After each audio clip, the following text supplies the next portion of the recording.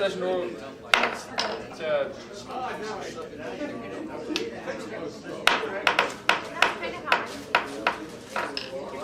I'd like to go around the table and starting with Mr. Birch. Chris Birch. Dick Traney. Tim Steele. Amy Demowski. Jennifer Johnson. Adam Trombley. Paul Owen. Patrick Flynn. Ms. Monin. Lucinda Mahoney, CFO. Ralph Dwyer, Municipal Attorney's Office. Okay. Free to go. Free to go. Okay, so, yes, is Cynthia Weed on the line? Yes, I am. Okay, great. I'll introduce her here in a minute. So there was, we put forward a change to AMC 620 in regard to borrowing and debt associated with the municipality. And the catalyst for this was SAP. As you know, as a result of SAP, we are going through and we are evaluating all of our business processes. We are modernizing, and through that process also what we do as we change our business processes, we of course have to use the municipal code as our guiding factor. And so this is the first of many requests that you will see in regard to changes to municipal code, because as we've gone through our reevaluation processes, you know, there's just a lot of outdated code in existence. And so this is the first. There's probably, I've identified so far 15 different code changes that you will be presented with over the next 6 months in regard to modernizing and updating. So this code change was done as a collaborative effort between Cynthia Weed, our bond counsel, who is on the telephone, our local attorneys, Ralph Durer and Dean Gates, as well as our public finance group, Ross Griswold and Richard Whitehead. So it was a very collaborative effort. What we did also in terms of providing you with more detail, if you recall, Patrick had asked some questions, and so what we did is we went through on a line-by-line item basis to indicate what had changed from the prior code. So this will be just a high-level summary because a lot of the detail, you know, had already been provided. So if you go to page 2, what I'll just do is just kind of provide a summary of this. I mean, the last time this code was really looked at was when we unified back in 1975. And what we wanted to do is update it to reflect more of our current marketplace. We added some clarifying language. We added some standardization of language, and we removed areas that were no longer pertinent, such as ATU. So what I'll do today is just go through this in a manner where I'm organizing it relative to what did we delete, what did we update, and what did we add. So that's the organization structure. So in regard to the deletions, we deleted the sections that referenced ATU because it does no longer exist. We deleted the whole bond cash investment pool section because that concept no longer exists. And then we additionally deleted the section related to the very third bullet there, destruction of canceled interest in bond coupon sections, because this is just dated language, and that's just not the way the marketplace works. Additionally, the third bullet in regard to uncollected funds, that is also a dated concept in that we now work with the depository trust company, and then they work directly with Merrill Lynch, Goldman, Wells Fargo, and for anybody to have an account with them, it's all electronic, and they manage that. And in the world in the past, it was paper, and it was easy for bonds to get lost. But now everything's electronic and account-based and managed by someone other than us, so that code is not relevant. In regard to the updates, the limitations section, here what we did was we just clarified the requirements in regard to the voting of debt. And this was just the attorneys and Cynthia, of course, they looked at this and they were just clarifying the requirement that GO debt the service area must receive the majority of votes as well as the majority of the votes on an area-wide basis. This is the practice that has been done historically, and this language just clarifies that.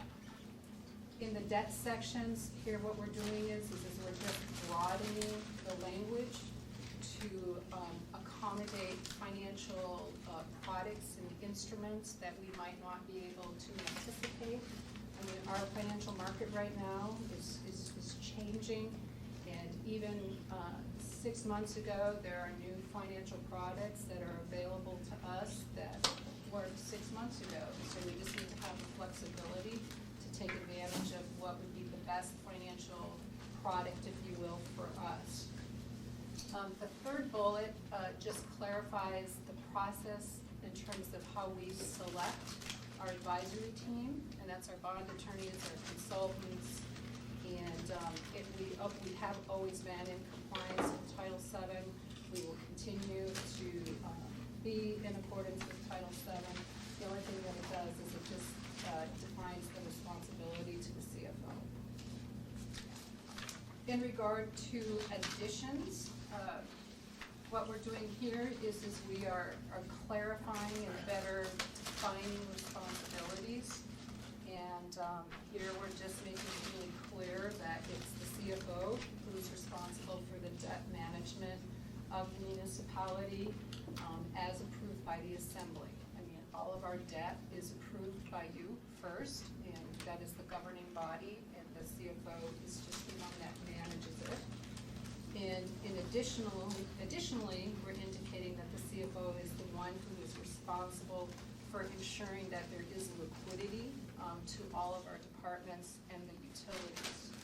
And the reason why this happens is because our public finance group is the manager of the cash pool, and there may be situations, for example, Fund 181, you all in a budget agreement approved it to operate with a negative cash basis. So what that means is that they are constantly borrowing from the cash pool because they don't generate enough revenues to offset their expenses. And so it's my job to ensure that they have the proper working capital to enable that department to keep functioning.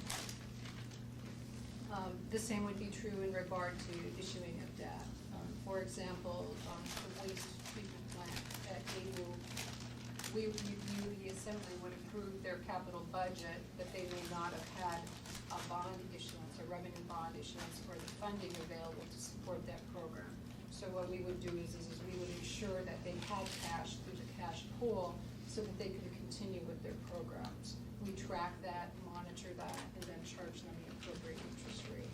And then that brings us to the last section, which is about the appropriate interest rate that should be charged. In the past, there had not been a standard in regard to what that interest rate should be. It's varied depending on, I don't know what, but there were just different circumstances. And so what we're suggesting here is that we incorporate into code a standard. And that standard is the cash pool rate plus 50 basis points, which is 0.5. And so that's really it. It's really no change except a minor change, clarifying changes, and it just enables us to set up a standard in regard to interest rates. Ms. Jackson. Thank you, Mr. Chairman.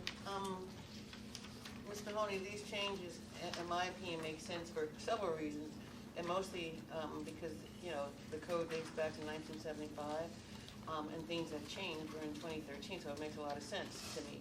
But you mentioned that some of these changes are the result of SAP. Can you elaborate on that a little bit? Because I'm trying to tie in these code changes with SAP. Well, the one that's most specific is related to the standardization of the interest rate. Right now, we have to keep track of what interest rate is applicable to which agreement, and we just want to be able to put that into code and make sure that, and automate it, and then just automate the calculation of the interest rate, and we have that capability. What else? Let's see.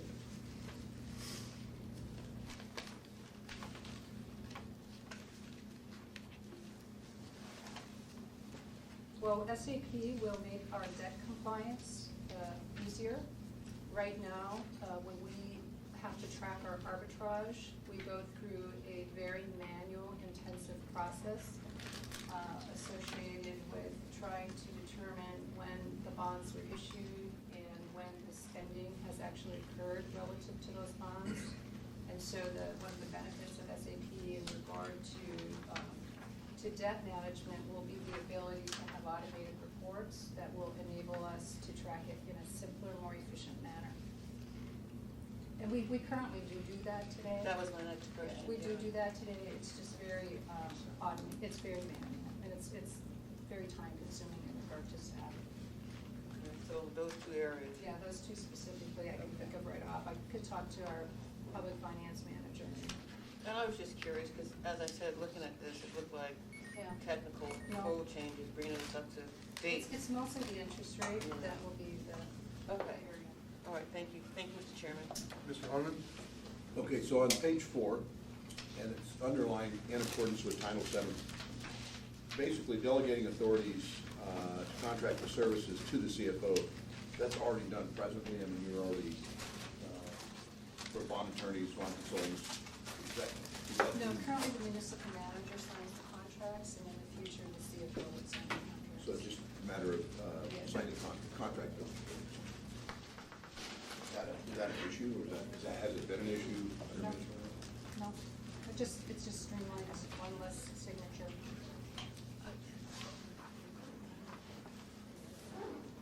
So in accordance with Title VII, I suspect it'd probably be in the contracting bidding process. Yeah, everything. Come to the assembly for. It stays the same. Thank you. Mr. Birch? I have a question on, whenever we put a bond package together, what struck me is I recently refinanced my house. I got a HUD statement that breaks down all those cost components. Do we have a structure for, when you want to go out and do a bond package, do we have a process, or is there a way of directly ascertaining all those, kind of the all-in cost of borrowing that money? Because, you've got all the, and I don't know if that's something that's routinely identified, but I know at times, people say, oh, I go bond for it, and so the question is, well, what are all those incremental costs and how are they reported out? Is that pretty well set? Yeah, are you referring to, for example, the cost of bond counsel and our FA, our financial advisors? Right, Yes. kind of all, in other words, if you're gonna do borrow $1 million for the bond and put it out there, what additional costs are kind of associated with that specific debt instrument, Yes. as opposed to what, with ML, or misaligned power, we went out and looked and, kind of borrowed cash. Yes, we do. We differentiate that. We refer to that as the total cost of issuance. And that is different than the actual interest rate associated with Right. the bond. But when we report and we talk about the number, we're really careful to try to differentiate the interest rate versus the cost of issuance. So for example, in the commercial paper program, we may have a really low interest rate of 15 or 20 basis points, but have a higher, like 60 to 70 or even 80% liquidity facility cost. And so when we look at it, we look at it in regard to the total cost of issuance, which is about 100 basis points or 1%.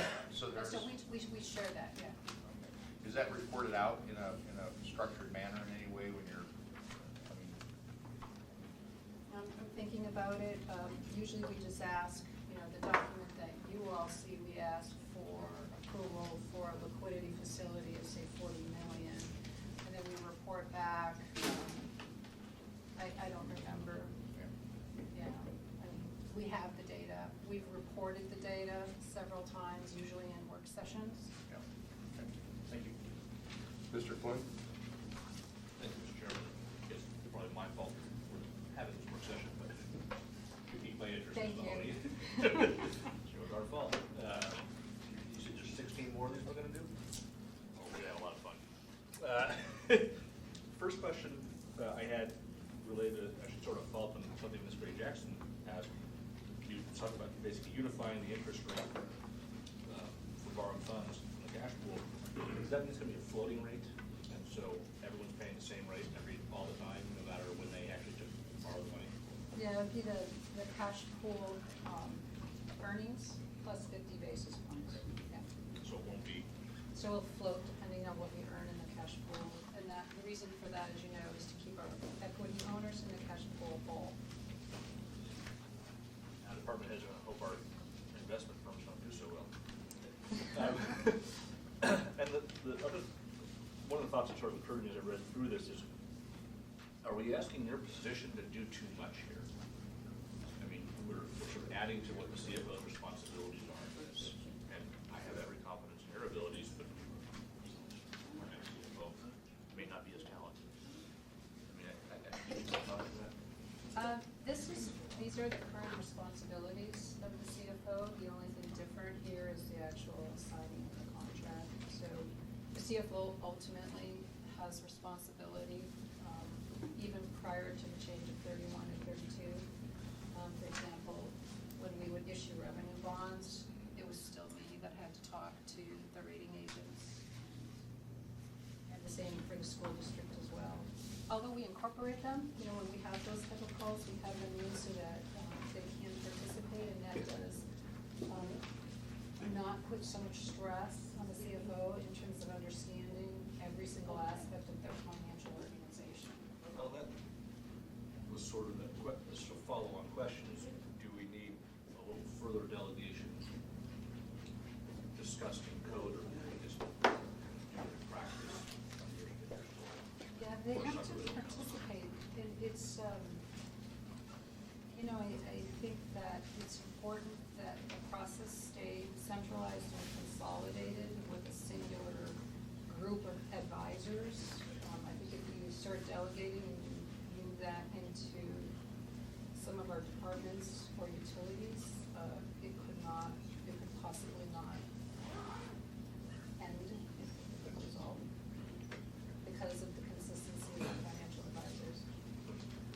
This will be on the road next week. I haven't yield my packet. Participation notes are currently not in the code, and we use sort of the other financial instruments as the allowance for that, or are they? They're in code, but they're, I think they're broader in regard to the description. I could go look.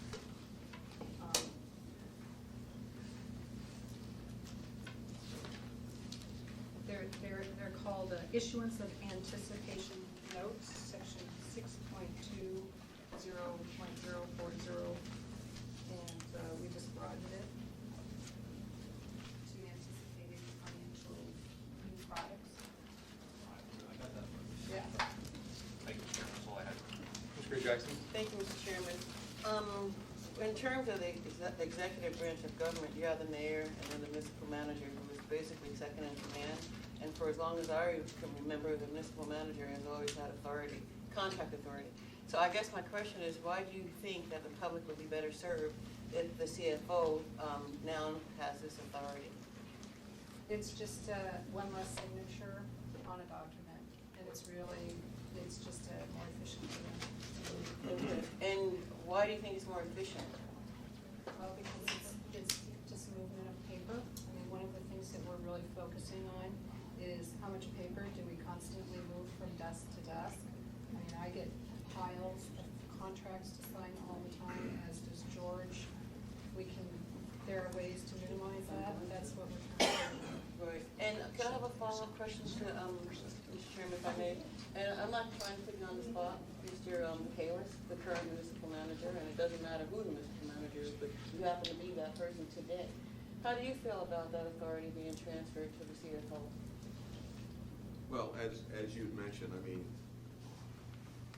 ever since I can remember, you know, the municipal manager was the final signer on all contracts. 30-plus years for me, yeah. Over a certain dollar amount. The municipal manager, by quote, does have the authority to commit, you know, the resources of the municipality based on assembly's direction, as does the mayor. So, you know, this would be different than how it has been in a number of years. I personally do read the contracts, all contracts that I get, because I think it's imperative that I at least understand everything that's going on in the municipality. regardless of where it's coming from. And then the charter does say that the municipal manager is responsible for all administrative functions. So, I mean, that's, I appreciate your comment, and just to follow up, if I may, Mr. Chairman, you know, I know that there are a lot of grants that we get, and the signature requirement happens to be the municipal manager. So I'm a little bit concerned about that transfer of responsibility, rescinded for those reasons stated. Thank you. Thank you, Mr. Chairman. Ms. Johnson? I note, and you said there's gonna be 16 more of these, and I note in our agenda item that we have on 9F1, an ordinance and resolution for introduction to update our investment guidelines for municipal funds. Do you have any comment on that in the last 5 minutes?